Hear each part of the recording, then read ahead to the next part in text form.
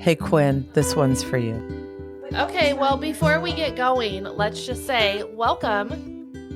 Coming at you from Fredericksburg, Texas. What are She's- the rules?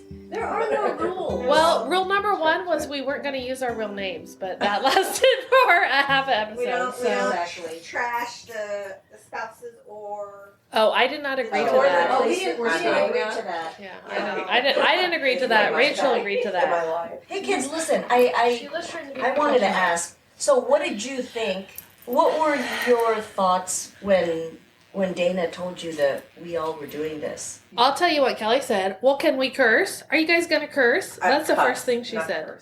Cuss. Mm-hmm. And I was worried because, I slip a little.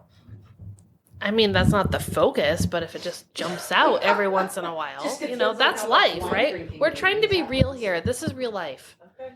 These are real people, Real conversations, real topics. real friends.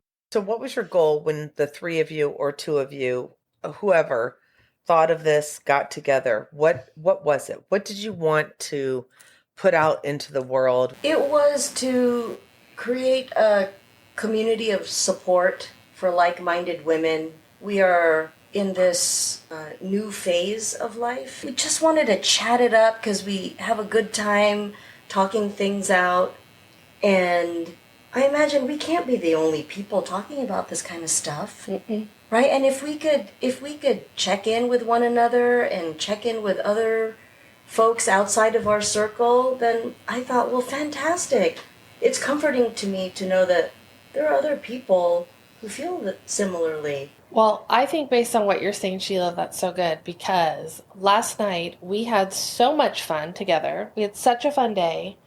And then we were able to come back. We're renting this little house here. And we were able to come back and visit and hang out and do all the things we wanted to do. And we laughed. But then we also, it evolved. And we were sharing stories and we were sharing struggles. And we were also making each other laugh. Like almost spit out wine through our nose kind of laughing and almost have to potty in your pants laughing. And I think about that and I listen to what you're saying. And I think that that's what you hope to encourage and support and inspire. So I think having all five of us here together going through that experience, hopefully we can share that a little bit as this gets up and going. What are we talking about tonight, ladies? I am in this phase where I have, we're all similar, but some people are a little bit older. And I never really thought until now, because I'm surrounded by it, of people, like you say, downsizing. Where are your kids going to land? And sometimes our kids don't land back home or in the same area. Sometimes they land far away in other states or across the country. And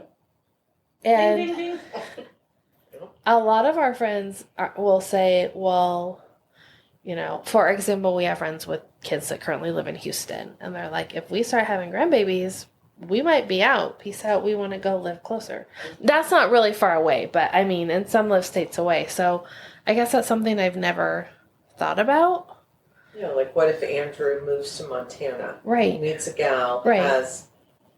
gets married, has kids. Right. And so your son and your grandchildren or child are living in Montana. On her you're gonna family's stay. property. You're going to stay here. I guess so. I didn't Really? say anything. I mean, I Her never... family's property. I guess I never thought about it because my parents moved away and we always had a luxury, which I didn't know as a kid, was a luxury. We just did it. We always went to visit. In hindsight, I realized it's because my dad worked for the airlines, so we didn't have to pay a lot for tickets. But, the things you just don't know as a kid. I guess I was so busy, right, trying to get him out of high school that I never thought about it. So I don't know. But, I mean, that's legitimate. I mean, have you guys thought about that? What about you, Lisa? Well, like if Kylie stays in the South. Aunt Elise already has, so she's bought a house and she's here. And she's going to at least be there for 5 years in her mind. Uh-huh. And whatever her job is going to be probably traveling, doing something more than that. Oh. And the other kid, who knows where she's going to be. Right. But they both wanted out of the Northwest because that's where they grew up. And you get tired of the same people that you're with and get that opportunity when you get the opportunity, you have to take it because they come around less and less and less. So. Do you think you guys would ever leave Seattle? Yeah, my difference is that I have a parent that has moved back in with us. So instead of having somebody visiting at a nursing home, which she doesn't need to be at a nursing home, but you have your parent who is still capable of being with you, but then you're going back to struggling with the same issues you have with a 12 or a 14-year-old, because now it's more of the focus back on the phone and what you want to be interested in, rather than having to be interested in it because you're dealing with the kids. Well, you guys all each have 2 children. I only have 1, so my answer is easy. But what if, are you going to pick one over the other? What if they're both in 2 different parts of the country? Are you going to pick your favorite to go live by? Why are you looking at me? Because you didn't answer yet. We keep saying we're going to be in the middle, but I don't know what the middle is. What if they're in 2 different states? What if one is in Then Idaho? we are in a middle state and of one's in wherever New York. the other is. So you're like, what, live in But are you Nebraska? really? But are you really? Because as we get older, it's harder to meet people. It's harder to establish and fall into community.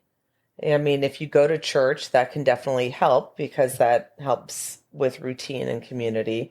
But I mean, as one person who has moved around a lot, the older you get, it's harder. And will you really do that? Will you leave behind all your favorite stores, your ease of life, your home, the ease of your home, your friends, your work colleagues who have now become your friends and your pseudo family?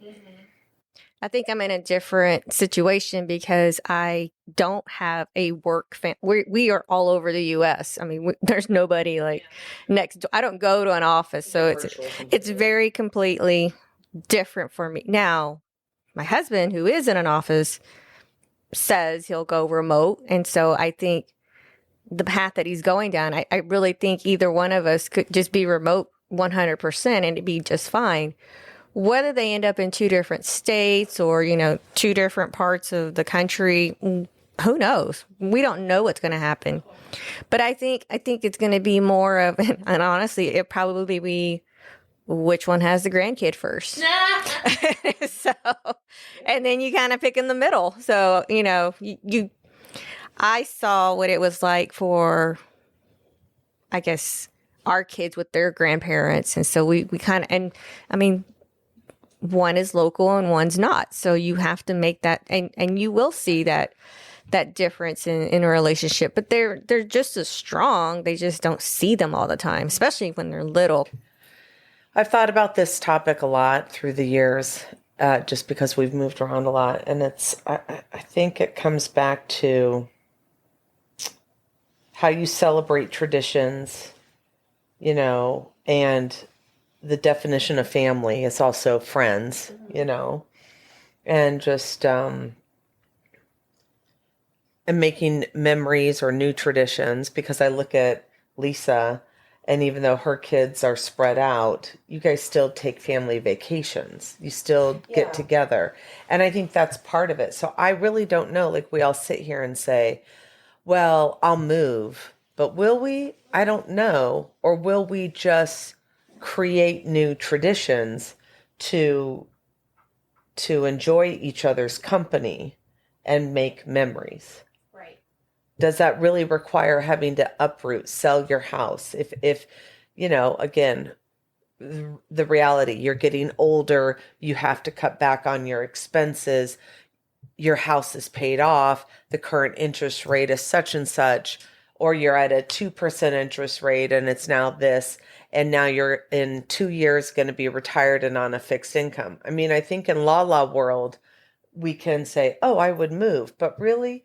Or is it, well, I can't move and be by them, but I'm going to go visit them, this and this, and I'm going to always make pancake breakfast, chocolate chip pancake breakfast I'm going to start a tradition, right? So that, I don't know. These are just things I think about because I don't know how realistic it is to to get my hopes on, oh, we're going to move and live by them. We're also lucky that we all have houses. That we have houses that we could give to our children and be able to give that something to give that down on somebody. I don't think mine want mine, so. That's not the point, is that you have something and it's a home, and you can make it your own. We just had to sell the house that I grew up in, that my family, that they built, not by hand, somebody else built it for them. But you build the house and you go through the whole thing, and their memories are good or bad. When you sell the house, you want to sell it to somebody who's going to have those same type of feelings. So if you can't, then would your kids want that? Because they may not want it, but if they're not ever going to be able to afford a house, paying $2,000 a month for rent's going to still be way less than having to go out and find something new. So maybe that's something that also changes, is that ends up being, you enjoy the house, so it's something that's worth going back to, or you like the town. Yeah. Sounds like Waco has a lot of people who live here for a long time. It's got generations of families. That's what's going on in our world. We're empty nesters. We are working. We're trying to find time for each other, and that's about it. Some days are great. Some days are awful. Well, that was a great episode, ladies. Thanks for joining us. We need like a ding, ding, ding, ding, ding, ding. Like a little, xylophone. Like they used to do on the old, yes. Ba-ba-be-doo-boop.